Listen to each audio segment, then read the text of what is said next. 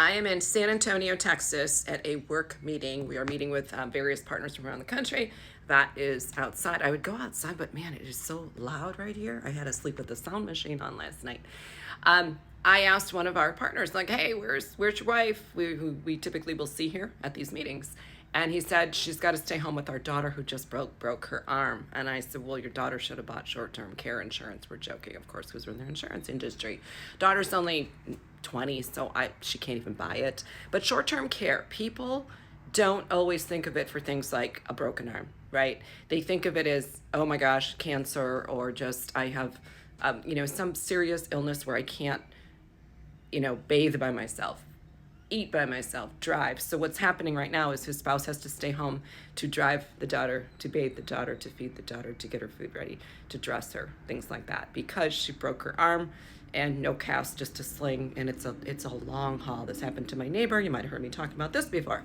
Same thing happened to my neighbor who is 60-ish and certainly can buy the short-term care. And so what short-term care does is you exchange premium. Maybe you give the company $75 a month, and when you need it, when you break your arm, they start giving you $1,200 a week in cash, so you can go hire somebody to drive you, to bathe you, to dress you, to do things you have to do, right?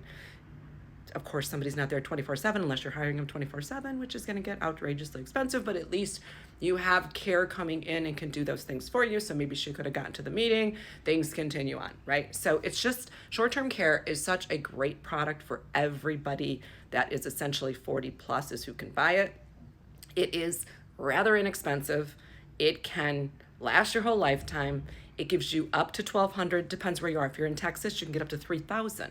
And then there's new products coming out that even have higher daily amounts. So the sky's the limit in terms of what you want. I shouldn't say the sky's the limit, but you can get higher amounts, right? It's easier to qualify for than long-term care. It's far cheaper than long-term care. The rates stay fixed, right? When you buy the product, when you get it issued to you, whatever age you are, that's the price you're going to keep. This product has not had a rate increase since 1996. And that's a pretty good indicator of the future, because these are short-term benefits in nature, right? They can last up to 1 year. And then if you're good for 6 months and then you have another claim, let's say something, you have a cancer diagnosis, now you need help, you exhaust your benefits, and then you had a stroke 4 years later, you can use another bucket of benefits. So you get another year later. So, and it's up to a year. You can buy 13 weeks, 26 weeks, 52, just depends. You craft it the way you want it to be, okay? It's a great product, probably one of my favorites, because so many people come back to us like, oh my gosh, my dad fell, he needs help with all these things. I gotta go to work, I got 2 little kids, what am I gonna do? You buy short-term care. The numbers of older Americans